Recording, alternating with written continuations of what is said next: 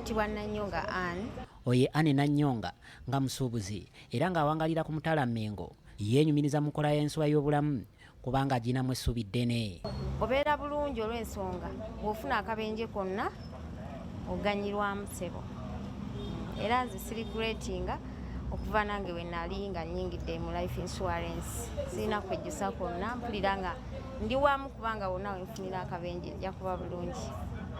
Era nkubiriza abantu bonna Bannayuganda n'abatali abanaakiwulira okweyunga ku insurance ey'obulamu. Nanyonga yeeyunga ku nsuwa y'obulamu omwaka mulamba gwe tukubye amabega era ng'agamba nti teyejjusa kubanga akimanyi bulungi nti yakumuyamba mu maaso. Bbanga lya mwaka nga gumu nga nkozesa insurance eno naye sina kurigulatinga, manyi nti kubeera baba nga nganyirwamu n'oluvannyuma wadde sinafuna kabenje era sikaagala naye nga ndi wagumu.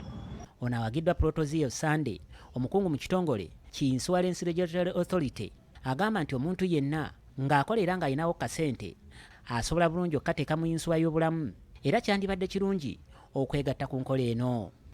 Oyinza okugula inshuwa ng'olina tageti yo nti nze abaana bange bano nga bwe mbalabye nyinza obutabasobola kati kangule inshuwa eno male neetuge so that ekitongole kisobola okukola ki okuwa omukyala sente atambuze family awo inshuwa tekusasula.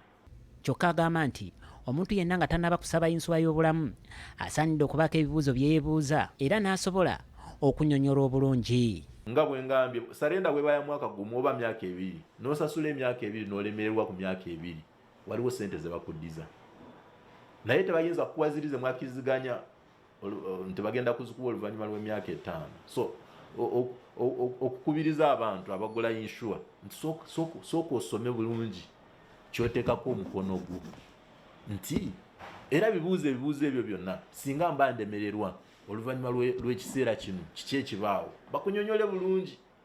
Nga bw'okwata ssente n'oziteeka mu bintu ebikalu gamba ng'okugula ente emmotoka ssaako n'ebirala, Sanda agamba nti insuwa y'obulamu obeera otegekedde bulamu bwo obwo mu maaso.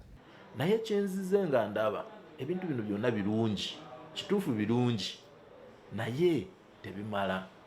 Ndina mukwano gwange yayina bizinesi ye nga y'amaanyi ng'azimbyeko n'amayumba ng'alina n'amataka eyo mu kyalo naye bwe yafa emyaka 3 buli kimu kyonna abaana nga bakitunda omukazi atundako kino abaana bajjako kinu kati emyaka 3 abaana nga tebakyasoma eyali famire ng'eryawo nga y'amaanyi tekyaliwo.